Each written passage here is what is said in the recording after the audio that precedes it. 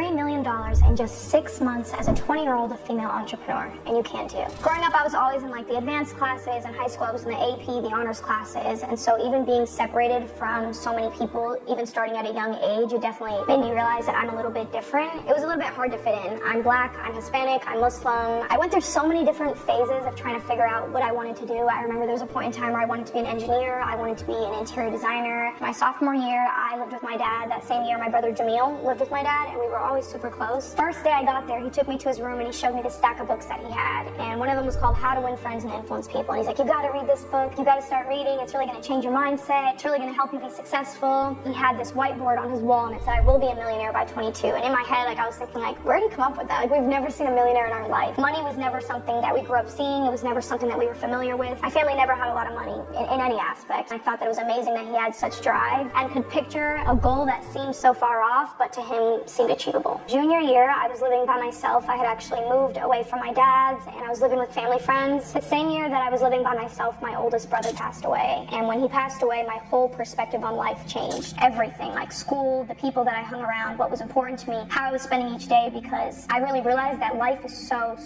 short. And the fact that my brother was taken at 22, I was only 16 and he was one of the closest people to me. And so I never understood why he was taken so soon. I didn't understand it. I was going through my own grieving process. It changed everything and put life into a different perspective. I really got very selective with what I was putting into my mind, the people that I was hanging around. I got very isolated. I started really just focusing on my art, on working, and really just being alone and focusing on my family. I was asking myself, I didn't see my brother before he passed away because it wasn't winter break yet, because I had to stay in school for winter break. Was school ever that important where I didn't see my brother before he passed away because I had to be at school? You could not even finish school and your life could be over. I have other things that are more important to me, my family, my time, what I want to do with my life. Because we grow up from kindergarten to 12th grade in school, we naturally rely on like who we are as a student as part of our identity. But what you start to realize is like all you're doing is giving power to someone else to tell you how valuable you are or to tell you how qualified you are. I didn't need someone else to tell me if I was worth doing a job or not, or if I was good enough to do something, because if I wanted to do something, I just had to decide to do it, and I don't need validation from someone else, whether that be a teacher, whether that be a professor, whether that be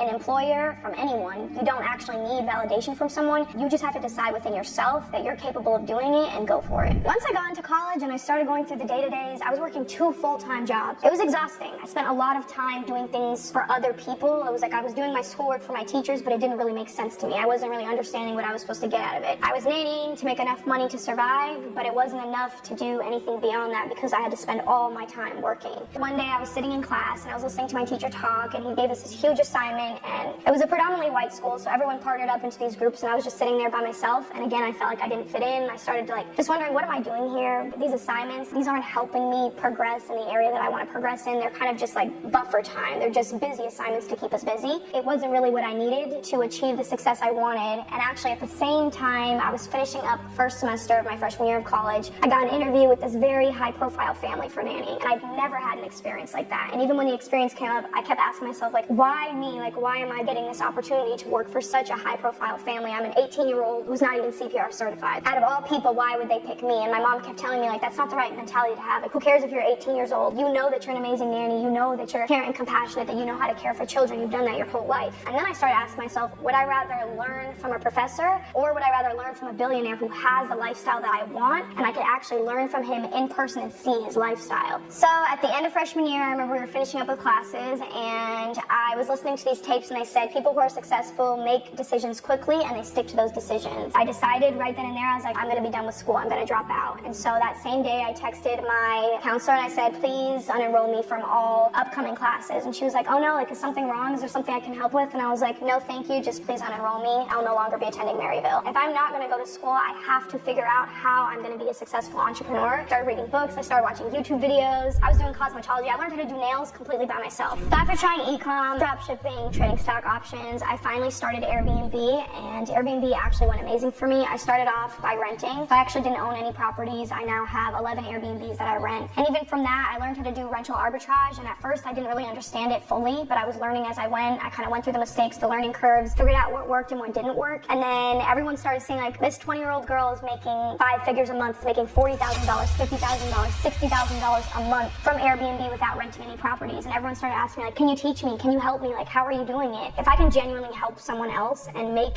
a difference in their life through something that I learned, then why not? Me and my partner, we decided to create a coaching business. Bryson played a huge role in helping in our success with Airbnb, even changing my mindset from when my brother first passed away. I was grieving a lot. I was really sad. When I met Bryson, he really helped me realize that you have to have a positive mindset if you want to attract positive things. Everyone started asking a ton of questions. So after we started our coaching business, we kind of just kept scaling and growing. We made up to $60,000 in a month from Airbnb. And then we started getting students who were also getting results. And so we started an entire coaching program. I was actually able to hire a lot of my family to work with me to keep scaling this coaching business so we could keep providing coaching to more and more students and give them more and more offers. We have done for you offers, we have mentorships, and that way there's something for everyone to learn and something for everyone to grow from. I remember when we first started our free class, I told my brother, I don't think you need to go to college, but that's just me. I promise you this month, I'm gonna make $100,000 this month. June of 2022, I made $100,000 in a month. That was my first six-figure month. After that, I told my brother, I'm gonna make $200,000 this month. In July, we made over $200,000. Our revenue just kept increasing as we started making more and more of an impact for more people. And in October, me and Bryson, we were like, we're gonna make $1 million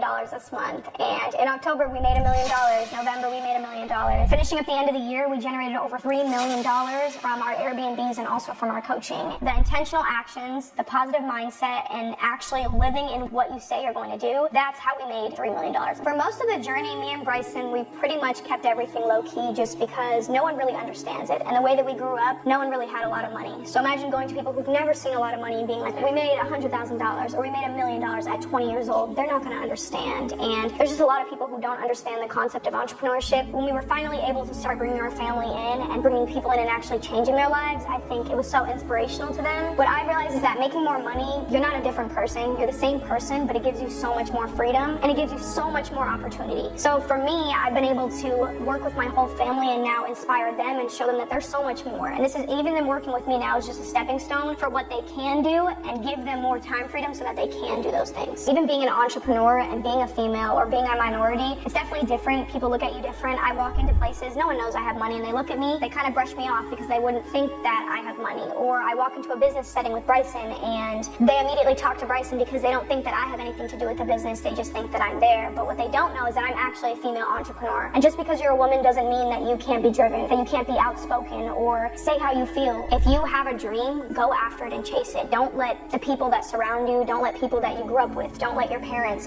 don't let society tell you that it's not okay. I think a big thing is learning who to listen to, because what I learned is that everyone has an opinion, but if they don't have what I want or they don't have the lifestyle that I want to live or hold the same values as me or the same morals as me, as much as I love them and as much as I respect them, it doesn't make sense for me to listen to them because they don't have what I want. And so what I would tell my younger self would be think bigger and learn who to listen to. And then not just that, but it's okay to be yourself. You don't have to feel scared if you don't fit in. You don't have to feel like you have to conform to society or to what people want you to be. Each day that you're intentional, little by little, even when you don't know it or when you can't see it, you're building the life that you want. You have to know what you want and be intentional behind it every day, and it'll come to you.